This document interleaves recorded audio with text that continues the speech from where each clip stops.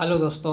आज के lunch point में एक बार फिर से आपका बहुत बहुत स्वागत है। मेरा नाम है राहुल, जो कि आपको पता ही है। ठीक है, तो आज की इस वीडियो में हम आपके 12th क्लास की सीरीज जो मैं लेकर आया था, जिसमें कि मैं बिजनेस स्टडी करवा रहा हूँ, हिंदी मीडियम में करवा रहा हूँ, 12वीं कक्षा वालों के लिए करवा रहा हूँ, और ये सीबीएसई का सिलेबस में इसमें कवर कर रहा हूँ। सीबीएसई से मैच खाते हुए और दूसरे सिलेबस हैं, जैसे कि बीपीएससी, ठीक है, एमपीएससी और अन्य राज्यों के सिलेबस भी अगर सीबीएसई के सिलेबस से मैच खाते हैं तो आप सीबीएसई के सिलेबस से भी तैयारी कर सकते हैं। पहले आप कंफर्म कर लेना कि जो आपका सिलेबस है वो सीबीएसई के सिलेबस से मैच खाता है या नहीं खाता है। ठीक है, तो नोट्स के लिंक डिस्क्रिप्शन में दिए हुए हैं, अन्यथा टेलीग्राम ज्वाइन कर लो। टेलीग्राम पे आपको नोट्स मिल जाएंगे, साथ ही आपके डाउट्स के सॉल्यूशन भी मिल जाएंगे। ठीक है, तो आज की इस एक्सरसाइज में हम चैप्टर 1 की एक्सरसाइज 1.4 के ऊपर चर्चा करने वाले हैं। इसी के ऊपर जानेंगे कि क्या है 1.4 में, जो कि इस चैप्टर की आखिरी एक्सरसाइज है। ठीक है, तो स्टार्ट करते हैं आज की इस एक्सरसाइज को। एक्सरसाइज 1.4 समन्वय। जो 1.4 एक्सरसाइज है वो मेनली समन्वय के बारे में इसमें बताया गया है कि क्या इसकी अवधारणा है, क्या इसके महत्व है। ठीक है, तो सबसे पहले समन्वय होता क्या है ये जान लेते हैं। इसका अभिप्राय उस प्रक्रिया से है जिसके द्वारा एक संगठन में की जाने वाली विभिन्न क्रियाओं में सामंजस्य स्थापित किया जाता है, ताकि संगठनात्मक उद्देश्यों को सफलतापूर्वक प्राप्त किया जा सके।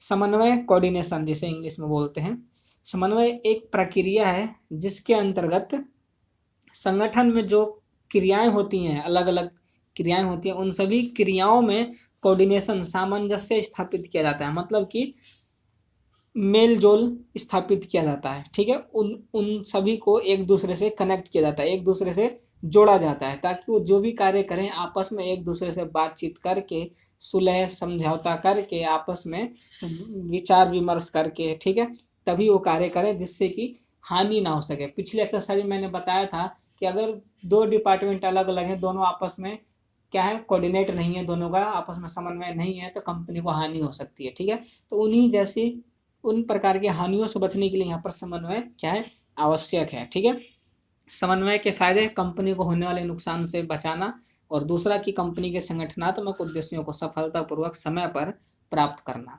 अगर किसी भी संगठन के, किसी भी व्यवसाय के उद्देश्यों को हमें सफलतापूर्वक प्राप्त करना है तो उसके कार्यों में समन्वय स्थापित करना पड़ेगा, कोऑर्डिनेशन बनाना पड़ेगा, तभी ये संभव है, अन्यथा संभव नहीं है। क्योंकि बिना समन्वय स्थापित किए प्रत्येक व्यक्ति अपनी इच्छा अनुसार कार्य करने लगेगा। जैसे कल मैंने एक एग्जाम्पल दिया था प्रोडक्शन डिपार्टमेंट और सेल्स डिपार्टमेंट का। प्रोडक्शन वाला क्या कर रहा है, सेल्स वाले से पूछ नहीं रहा है कि प्रोडक्शन करूं या नहीं करूं, किए जा रहा है किए जा रहा है। सेल्स वाला भी उसे बता नहीं रहा है कि प्रोडक्शन भैया मत करो, हमारे प्रोडक्ट हैं जो बिक नहीं रहे हैं, अब इसकी डिमांड नहीं है। तो ऐसे में क्या होगा, प्रोडक्शन वाला प्रोडक्शन करता जाएगा और सेल्स वाले से प्रोडक्ट बिकेंगे नहीं, तो यहाँ पर कंपनी का बड़ा नुकसान हो जाता है। तो इसलिए यहाँ पर कोऑर्डिनेशन होना अति आवश्यक है। ठीक है, अब देख लेते हैं इसकी विशेषताएं क्या क्या होती हैं। समन्वय सामूहिक प्रयास में सामंजस्य स्थापित करता है। जो समन्वय है वो सामूहिक प्रयास में सामंजस्य स्थापित करता है, मतलब कि संबंध बनाता है, संबंध स्थापित करता है। समन्वय की आवश्यकता उस समय पड़ती है जब किसी उद्देश्य की प्राप्ति हेतु अनेक व्यक्तियों की आवश्यकता हो। मतलब कि किसी एक उद्देश्य को प्राप्त करने के लिए अनेक व्यक्तियों की जब आवश्यकता होती है, तभी यहाँ पर समन्वय की आवश्यकता पड़ती है। क्योंकि एक व्यक्ति अगर खुद ही काम करता है, किसी उद्देश्य को प्राप्त करने के लिए केवल एक व्यक्ति की आवश्यकता होती है, तो यहाँ पर समन्वय की आवश्यकता नहीं पड़ेगी। ठीक है, लेकिन एक से ज्यादा अगर व्यक्ति हो जाते हैं, दो भी हो जाते हैं, तो भी इन दोनों के बीच समन्वय, सामंजस्य स्थापित करने की, कोऑर्डिनेशन की आवश्यकता पड़ेगी, ताकि एक दूसरे से मिलजुल कर ये आगे कार्य बढ़ा सके। ठीक है, अगला क्या है, समन्वय प्रयास में एकता सुनिश्चित करता है।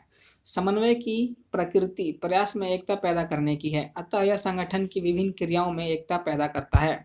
समन्वय क्या करता है कि एक सामूहिक कार्य में एकता सुनिश्चित करता है। मतलब कि एक सामूहिक कार्य के उद्देश्य को बताता है, एकता निश्चित करता है कि सारे मिलकर एक साथ कार्य करें, आपस में कोई टकराव भेदभाव ना करें और अच्छे से कार्य करें, अपने पूरे कार्य बल से कार्य करें, ताकि उद्देश्य को समय पर पूरा किया जा सके। ठीक है, तो इसलिए समन्वय क्या करता है, प्रयास में एकता सुनिश्चित करता है। ठीक है, अगला देख लेते हैं क्या है। अगला है समन्वय सतत प्रक्रिया है। समन्वय कोई ऐसा कार्य नहीं है जो हमेशा के लिए एक ही बार में पूरा कर दिया जाए, यह कदम कदम पर आवश्यक होती है। जो समन्वय है ये हर कदम कदम पर आवश्यक है। ऐसा नहीं है कि एक बार समन्वय स्थापित करके छोड़ दिया तो हमेशा के लिए हो गया। जैसे कि एक डिपार्टमेंट मैंने बताया था, प्रोडक्शन और सेल्स डिपार्टमेंट, इन दोनों में केवल एक बार समन्वय स्थापित कर दिया तो ऐसा नहीं है कि हमेशा के लिए अब इनमें समन्वय कोऑर्डिनेशन स्थापित ही रहेगा। हो सकता है आगे चलकर इनमें समन्वय टूट जाए, मतभेद हो जाए, तो उस स्थिति में आपको दोबारा से इन दोनों के बीच क्या करना पड़ेगा, समन्वय स्थापित करना पड़ेगा। या हो सकता है कि प्रोडक्शन डिपार्टमेंट का मैनेजर पहले कोई और था, अब चेंज हो गया हो, दोनों के मैनेजर चेंज हो जाए, तो उस स्थिति में भी आपको फिर दोनों में दोबारा से कोऑर्डिनेशन स्थापित करने की आवश्यकता पड़ेगी। तो इसलिए ये नहीं कहा जा सकता कि समन्वय केवल एक बार करने वाला कार्य है, इसलिए यहाँ पर समन्वय को हर बार किया जाता है। ठीक है, कोई ऐसा कार्य नहीं है समन्वय कि एक बार कर दो तो हमेशा के लिए हो जाएगा। ठीक है, तो समन्वय को हम बार बार समय अनुसार, प्रकृति के अनुसार बार बार दोहराते रहते हैं। इसलिए समन्वय क्या है कि सतत प्रक्रिया है, लगातार चलने वाली प्रक्रिया है। ठीक है, समन्वय एक सर्वव्यापक कार्य है। सर्वव्यापकता का अर्थ उस सत्य से है जो सभी क्षेत्रों स्थानों पर समान रूप से लागू होती है, और समन्वय इसी प्रकृति का है। समन्वय क्या है कि हर जगह पर हर परिस्थिति में लागू होता है, इसलिए समन्वय एक सर्वव्यापक है, मतलब कि हर जगह पर एक ही रूप से लागू होता है। ठीक है, इसका एक ही रूप क्या है, दो व्यक्तियों या दो से ज्यादा व्यक्तियों के बीच समन्वय स्थापित करना, मतलब कि संबंध स्थापित करना, इसका क्या है, उद्देश्य है। ठीक है, तो ये इसी उद्देश्य से हर परिस्थिति, हर क्षेत्र में, हर स्थान पर लागू किया जा सकता है। इसलिए क्या है, समन्वय एक सर्वव्यापक कार्य है। समन्वय सभी प्रबंधकों का उत्तरदायित्व है। समन्वय की आवश्यकता हर स्तर पर होती है, चाहे वह उच्च स्तर, मध्य स्तर या निम्न स्तर हो, अतः यह सबका उत्तरदायित्व होता है। ठीक है, समन्वय की आवश्यकता हर स्तर पर पड़ती है। जैसे मैंने पीछे आपको 3 स्तर बताए थे प्रबंध के स्तर।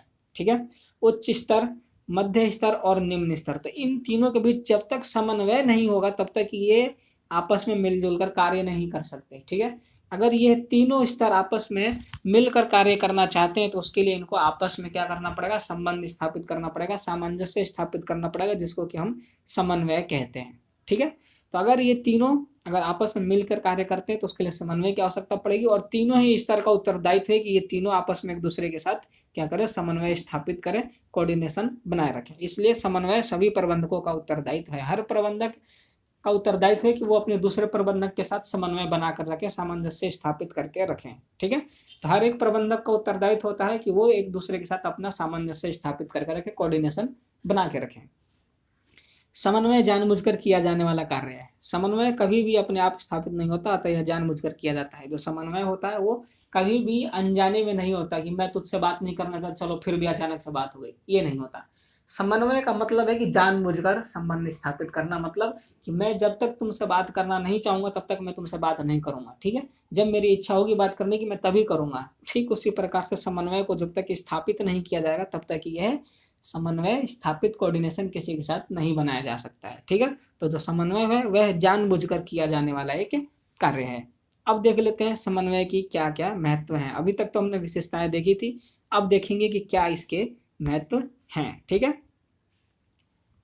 तो क्या इसके महत्व हैं। संगठन का आकार, सबसे पहला, आज व्यवसाय का पैमाना निरंतर बढ़ रहा है और साथ ही कर्मचारी भी, जिनकी रुचि, काम करने का ढंग, सहन शक्ति में भिन्नता होती है, फिर भी उन्हें एक साथ काम करना होता है, अतः यह समन्वय द्वारा किया जा सकता है। आज जो व्यवसाय का स्तर होता है, पैमाना होता है, बड़े बड़े स्तर पर आज व्यवसाय किया जा रहा है, जिसके कारण कर्मचारी भी बड़ी मात्रा में जरूरत पड़ती है कर्मचारियों की, जिनमें प्रत्येक कर्मचारी की रुचि अलग होती है, काम करने का ढंग अलग होता है, सहन शक्ति अलग होती है, हर एक चीज प्रत्येक कर्मचारी की अलग अलग होती हैं, लेकिन फिर भी वे साथ में मिलजुल कर कार्य करते हैं। तो यह कब संभव है, जब उनके बीच समन्वय क्या हो जाए, समन्वय स्थापित हो जाए। ठीक है, तभी ये कार्य संभव है। अगला क्या है, कार्यात्मक विभेदीकरण। एक संस्था में स्थापित विभिन्न विभागों का हित अलग अलग हो सकता है। ऐसी स्थिति संस्था के मुख्य उद्देश्यों को पूरा करने में रुकावट बन जाती है, जिसकी हानि से बचने का एक ही तरीका है और वो है समन्वय। ठीक है, कार्यात्मक विभेदीकरण का मतलब होता है कि प्रत्येक कार्य को अलग अलग बांट कर उनका डिपार्टमेंट बना देना। जैसे क्रय डिपार्टमेंट, विक्रय department, production department, sales department, advertisement department, इन सभी डिपार्टमेंटों का अपना अपना एक अलग अलग हित होता है। ठीक है, और वो अगर एक दूसरे से कनेक्ट नहीं होंगे, उनमें समन्वय स्थापित नहीं होगा, तो वो क्या हो जाएगा, कंपनी को, व्यवसाय को हानि से कोई नहीं बचा सकता। जैसे मैंने पीछे एग्जांपल दिया था प्रोडक्शन और सेल्स डिपार्टमेंट के बीच, सेम वही एग्जांपल यहाँ पर भी क्या होगा,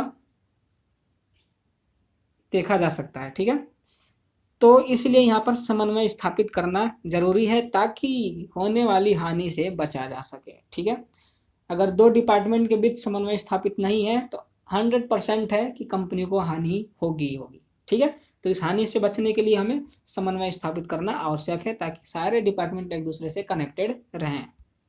अगला क्या है, विशिष्टीकरण।